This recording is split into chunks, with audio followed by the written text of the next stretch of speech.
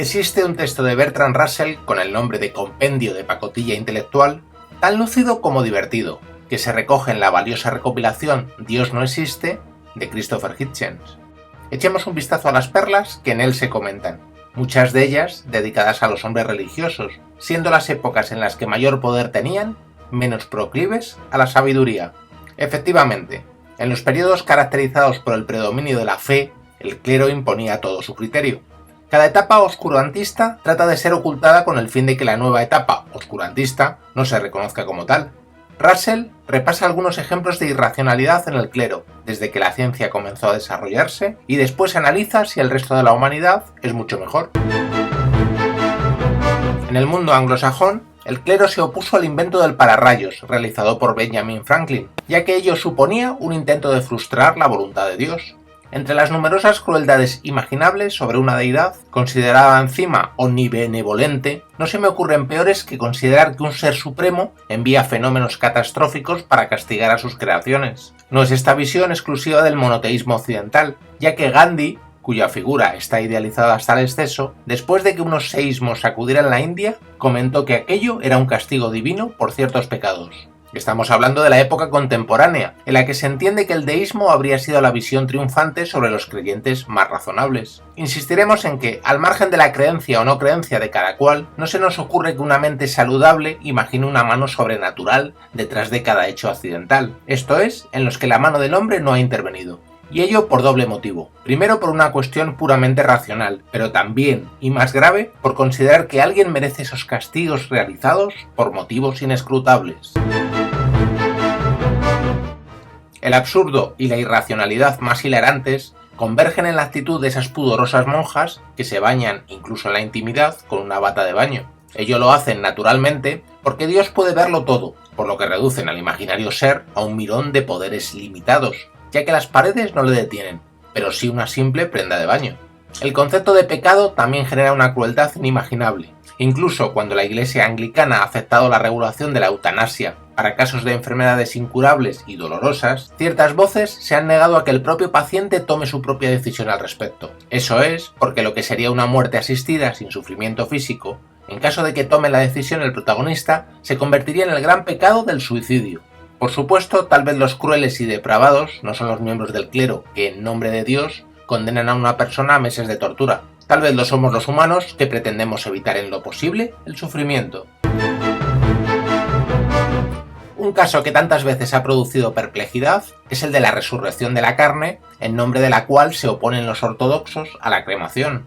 Podemos preguntarnos qué ocurre con tantas personas que desaparecen en circunstancias extremas, pero es de suponer que ello obedece igualmente a algún plan divino. Russell ironiza sobre el hecho de que, tal vez, a Dios le sería difícil recomponer un cuerpo quemado, pero no menos que hacerlo con uno enterrado y transformado en gusanos. Como es sabido, la consideración sagrada de los cadáveres es propia de las diversas culturas. En China, ya en el siglo XX, un cirujano francés quiso realizar disecciones con cuerpos muertos ante el horror de las autoridades chinas. Aunque le dieron una negativa sobre esto, le dijeron que podría disponer de un suministro ilimitado de criminales vivos ante el horror, esta vez, del galeno occidental. Es conocida la obsesión sobre el sexo en cuanto a considerarlo como pecado, mucho más que en el terreno de los otros llamados capitales. La actitud célibe es lo recomendado por la ortodoxia católica, aunque los que sufran de incontinencia pueden casarse y vincular el acto sexual a la procreación. Las enfermedades relacionadas con el sexo son, por supuesto, un castigo divino, y la única prevención es la abstención. Los que no hayan visto la película El sentido de la vida de los Monty Python, con el inmejorable sketch musical Todo esperma es sagrado, creo que ya están tardando.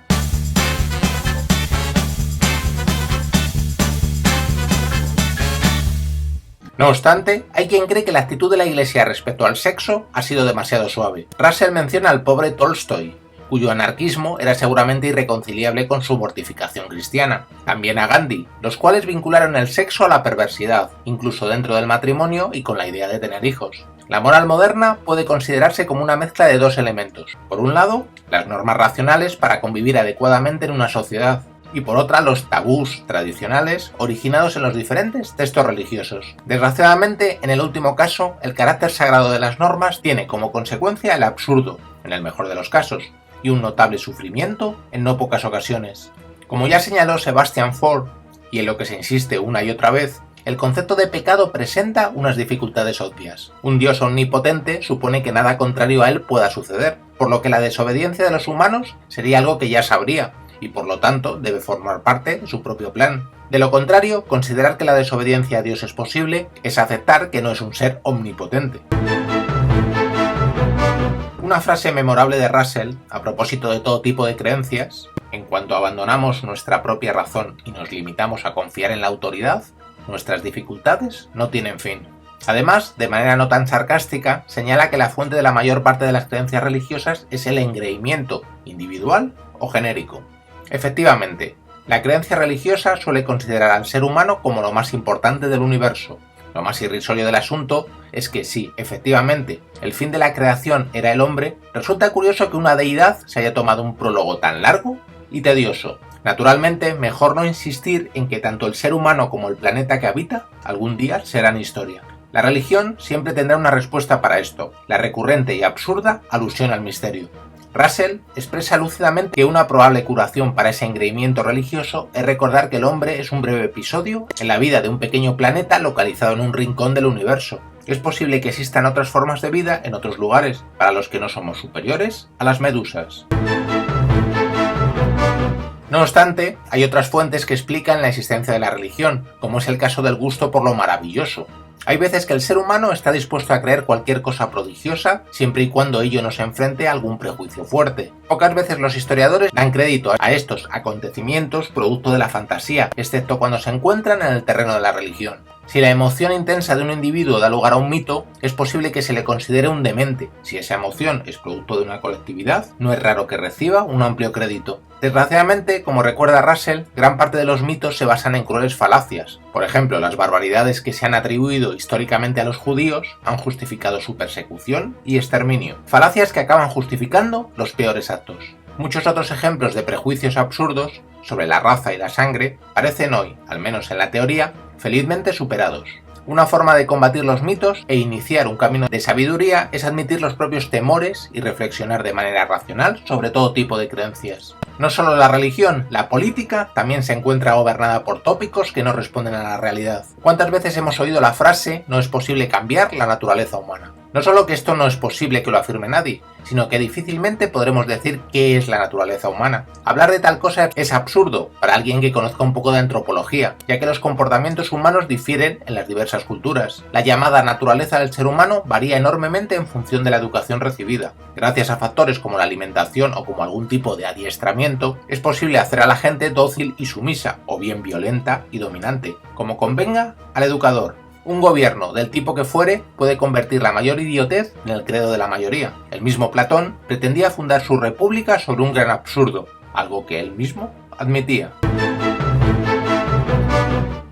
Otro importante pensador, Hobbes, consideraba que el pueblo debería reverenciar cualquier tipo de gobierno, aunque fuera totalmente indigno. Cuando alguien cuestionaba el hecho de que la gente acatara una cosa tan irracional, él recordaba que si se había hecho creer a las masas en la religión cristiana y en sus dogmas absurdos, era totalmente posible hacerles creer cualquier cosa. Los gobiernos han tenido siempre un gran poder sobre las creencias de los hombres, como demuestra el hecho de que los ciudadanos romanos se convirtieran al cristianismo solo después de que lo hicieran los emperadores, o que los lugares del Imperio Romano conquistados por los árabes supusiera la conversión al Islam de los cristianos. Otro ejemplo notable, la división de Europa Occidental en regiones protestantes y católicas, se produjo por la actitud de los gobiernos en el siglo XVI. Desgraciadamente, aunque sea por imposición o inspiración de los gobiernos, estas creencias empujan a grandes masas de hombres a matarse unos a otros. Russell vinculaba un poder autoritario a una población plagada de lunáticos fanáticos, de tal manera que se podría inducir a creer casi cualquier cosa,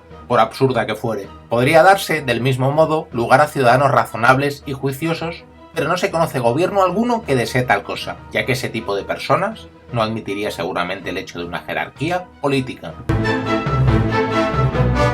La educación, para bien o para mal, puede ser dirigida hacia un lugar u otro. Lo malo de ese dogma que habla de una naturaleza humana es que suele ir asociado a una creencia determinista en la beligerancia del ser humano.